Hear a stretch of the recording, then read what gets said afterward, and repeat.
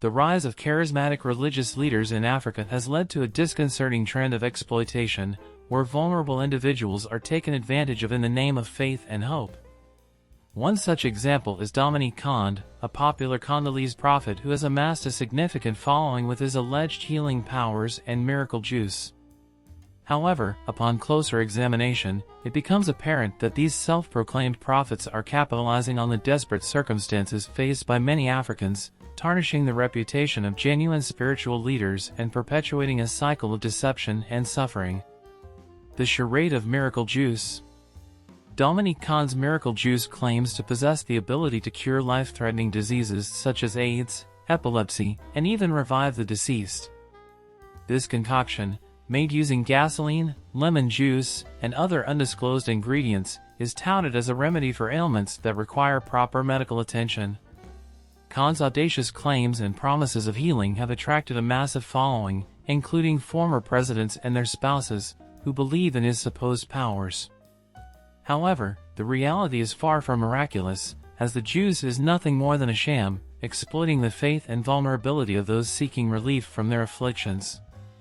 Preying on vulnerability.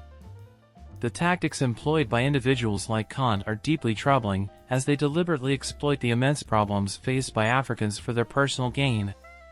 Many followers, who often come from impoverished backgrounds and lack access to quality healthcare, are left with little choice but to turn to alternative sources of healing.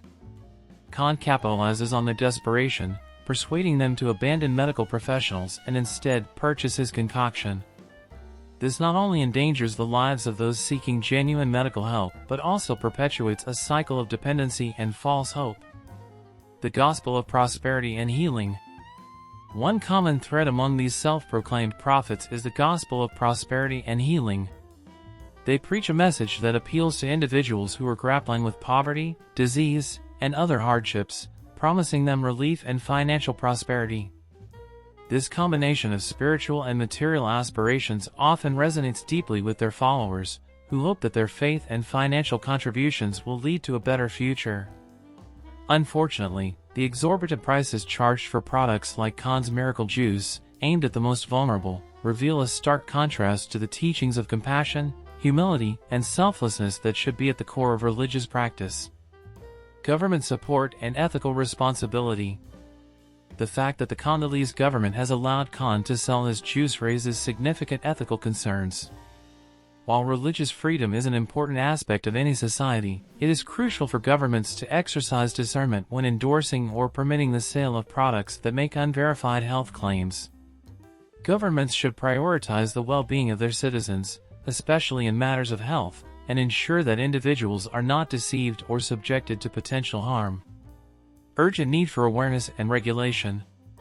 Instances of exploitation by false prophets highlight the need for greater awareness and regulation within religious communities.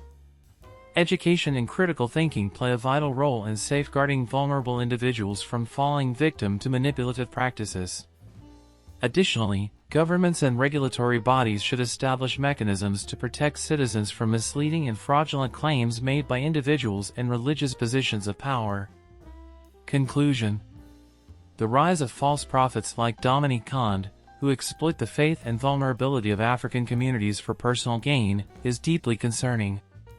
Their practices not only undermine genuine religious leaders but also perpetuate a cycle of deception and suffering. It is imperative for governments, religious institutions, and society as a whole to foster awareness, critical thinking, and ethical responsibility to combat this exploitation effectively.